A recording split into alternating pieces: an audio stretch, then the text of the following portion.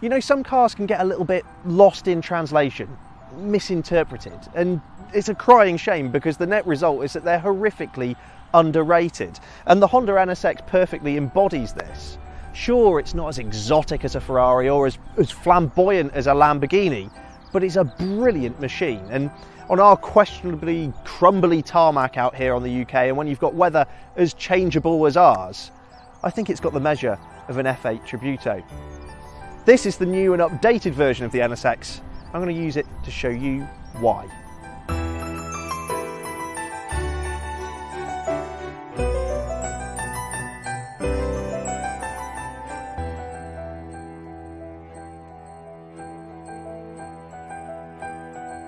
Well, I don't think anybody can argue against the NSX looking the part because it's part manga cartoon with some of its really exaggerated features and part robot in disguise with an intensity that just stares right back at you.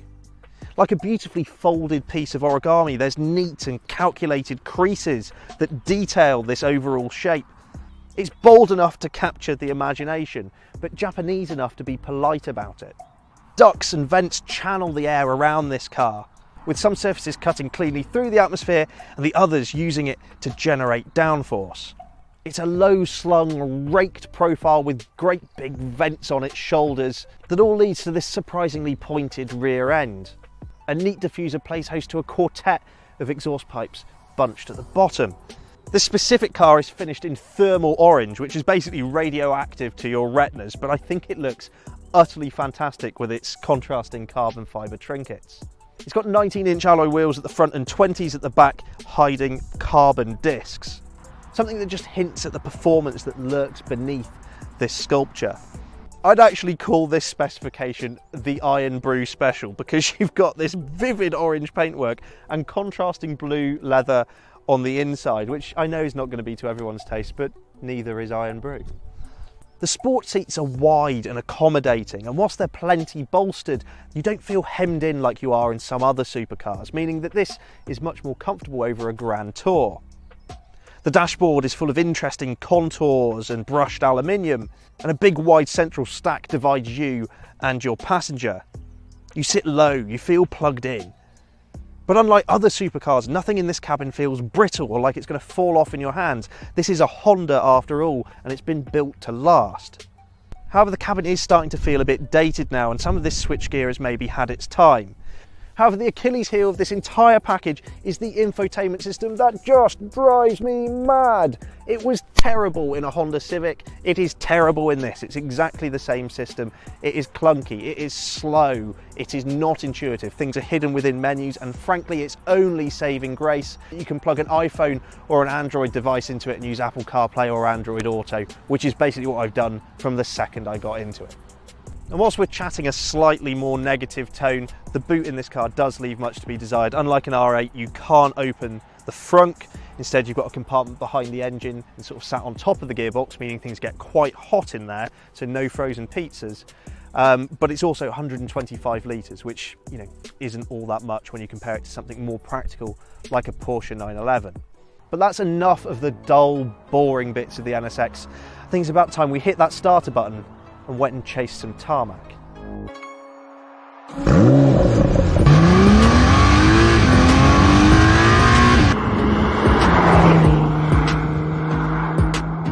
Now, when you actually sit down and think about Honda as a whole, they're a pretty innovative bunch because they don't just make cars as broad as their selection of cars is. No, they make everything from lawnmowers to marine engines. Hell, they even make private jets and dirt buggies. So maybe it's unsurprising that when the NSX first launched, it was a little bit ahead of its time. You see, hybrid supercars weren't flavour of the month. Okay, they were technological innovators at the very echelons of motoring. But for more, I suppose, mainstream supercars, if that's even a phrase, it was questionable why you wanted a battery on board at all. Well, this platform informs the world exactly why Honda made the decisions it did. Because as well as a 3.5 litre twin turbocharged V6 over my shoulder, at the front there's two electric motors and there's another one back there as well. And the net result is all-wheel drive 573 brake horsepower and 645 newton meters of torque. Those numbers are really, really impressive. However, it's how it applies them to the real world that really takes your breath away. Because the thing with an engine is it has to build. It builds to this big crescendo of power and torque, and you have to wait for it, especially if it's turbocharged. But with an electric motor, it's an on-off switch, as we know from other electric performance cars. Now, combining those two technologies, the old and new world, if you will, you get something that is utterly, utterly sublime. The electric motors kick in immediately, in fact far faster than the engine even reacts, and the onboard computer will then feed the engine in, meaning you get utterly seamless, utterly responsive outputs from the car, and it's unlike almost any other vehicle.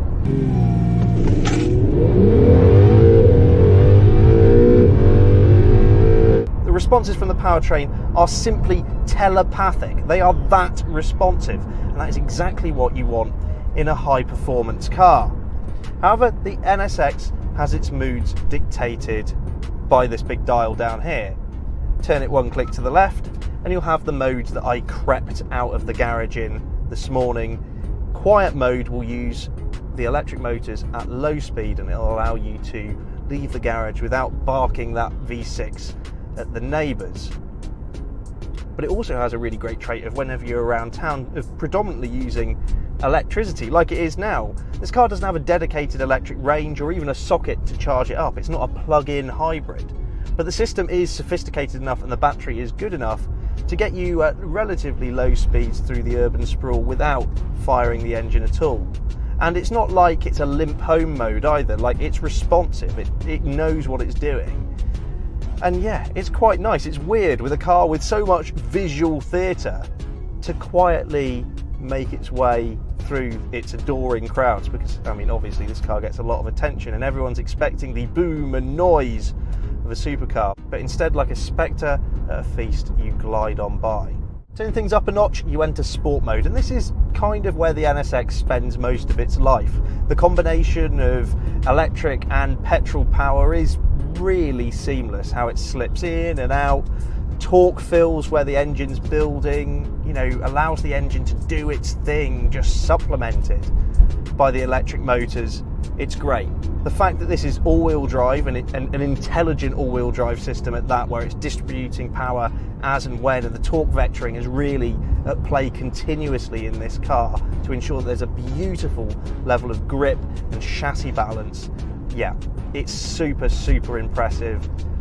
And I think in this mode, where you're maybe not driving it super hard, you can appreciate the other things that the NSX is really good at, like being a brilliant car to live with day to day. Okay, boot aside, this car has excellent visibility all the way around. There's not been one time where I've hesitated about where a car is in my blind spot.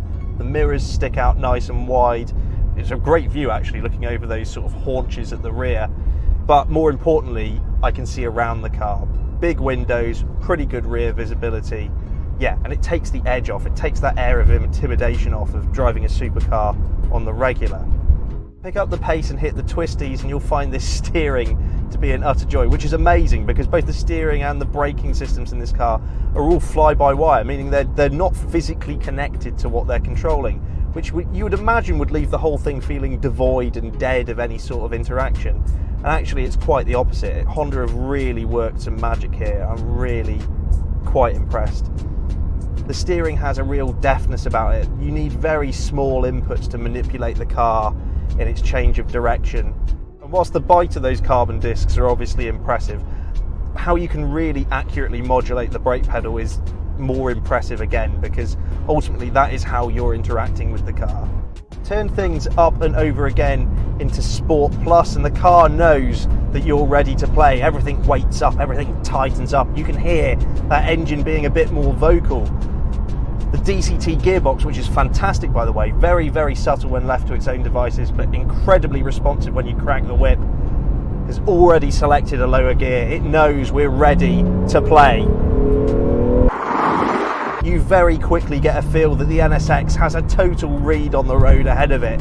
It doesn't pound against the tarmac, it doesn't struggle against cambers, it just flows and ebbs with the tarmac. It's really beautiful. There are situations where you're very aware that the Honda NSX is a wide car, but it does a great job of shrink wrapping around you when you're really on it. The car just feels fantastic on the road. There's an abundance of grip, but then that said, this isn't a PlayStation game. It doesn't feel like it's an overly digital experience because I'm getting so much communication through the chassis, and it's not afraid to slip and grip as well. You do get some lateral motion through the bends. Some people will actually be really surprised what an intuitive and involving experience the NSX is as a modern day hybrid supercar. Tip it into a corner, there's lovely balance, you can tailor it on the throttle, little wiggle from the hips on the way out, lovely. Cool, calm, collected, predictable. That's what this car does. It's not that it doesn't have a sense of fun, it's not that it doesn't want to have fun, but you're plugged into it to the point where you're always on top of it. Now, as mentioned before, this is the updated NSX, and yeah, there's not an abundance of changes between this car and the car that came before it. There's no increase in power, there's no new torque mapping, there's nothing like that. In fact, the changes are relatively limited. However, the changes they have made have been very calculated. So you'll find that the suspension up front is 26% stiffer, it's 19% stiffer at the rear. There are new tweaks to the suspension, it's been tightened up, the steering has been made a little bit faster, and there's new Continental Contact 6 tyres gripping the road beneath me. Now, all of these changes on the surface seem quite subtle and maybe not something people jumping from one car to the other may notice. That is until you dial it all the way up into track mode. Now, fair warning, this does turn off some of the electronic nannies, so don't do this without parental supervision kits. But you can feel how the car resists body roll a little more. You can feel the added agility of the car. And whilst these Contact 6 tyres maybe wouldn't have been my personal preference, they do a pretty good job on a mild day. I have to say, the roads out here, it rained earlier and it started to dry up and we're sort of left with this slightly greasy film. And the car is doing a really good job of just digging in and finding traction. And yeah, if you barrel into a corner all too quickly, you do come across some understeer. I mean, that's easily trimmed off with the throttle. You can feel the chassis at play beneath you, and it's an absolutely incredible thing at just deploying that performance in a controlled, concise, and ferocious manner whenever you really do let it go. And that's the big thing with this car. In other hairy-chested sort of supercars, you will be fighting it in conditions like this to drive quickly. Whereas the NSX always has this level of composure, like it knows what the road ahead holds. It's not that it's dull and detached and doing all the work for you, because it lets you have a play. But there is just a sense of total dominion over the performance that you are exploiting here. So something else that track mode enables is launch control, and that's something that will get you from 0 to 62 miles per hour in 3 seconds and begins that journey to a top speed of 191 miles per hour. Slow, this car is not. It is a crying shame that the NSX is overlooked by some supercar buyers that seemingly just chase badge kudos. And I think much like this car's predecessor, it's going to be really relished in 10-15 years' time. It's just being a more down-to-earth and incredibly capable machine. Maybe that's it. People should forget about their Ferraris and McLarens and Lamborghinis for a moment. Don't adopt a puppy. Don't sponsor a polar bear. Buy a Honda NSX. You know, the Honda NSX isn't necessarily going to win you a game of top trumps. But do you know who plays top trumps? Children, and not people who drive cars like this. The Honda NSX was misunderstood when it was new because people sort of forgot what NSX stood for. New Sports Car Experimental. And when this was box fresh, when this was brand new and you wanted a hybrid supercar, you were spending £1 million on a P1 or a Porsche 918 or LaFerrari. This brought the technology to this playing field long before anybody else. And people shouldn't forget that. This car pushed boundaries. This thing did the thing that Honda do best. Surprise you. Head to yesauto.com for the latest car news and reviews, and don't forget to check us out on social media. We're in all the usual places such as Facebook, Twitter and Instagram. Simply search for Yes Auto.